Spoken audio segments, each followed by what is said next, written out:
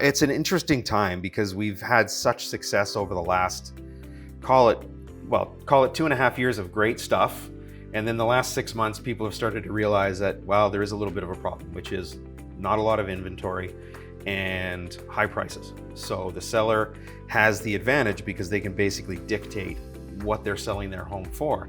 And often you'll see ads that say sold for 20% above listing price, right? So, but as a real estate agent, again, now, this is the problem I see, is that a lot of agents they don't consider themselves consultants, or the average person doesn't consider a real estate agent like a consultant, where you can get super creative as a real estate agent to drive your business with different styles of approaching a customer. I always use an example of, if I bought a home for $500,000 and today its value is 1.2 million, there's essentially $700,000 in equity sitting there that I could use to transact in some other form of real estate, whether that's a vacation property or a rental property or something else. And as a realtor, if you get aggressive and offer that up to your clientele, there's a huge opportunity for you, because there's so much money that's being left on the table right now. Mm-hmm. The problems I see is that 90% of the industry won't adapt to that, and they're going to be stuck in their ways. And what you're going to see,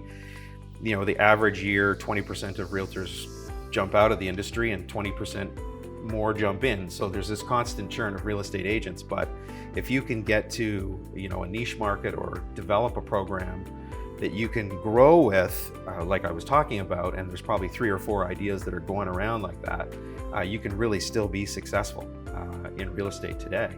And if you've done a good job building up your database, using the proper CRM with all the background that it provides, you should be able to communicate with a larger audience, therefore develop a better clientele, and still continue to do well in real estate.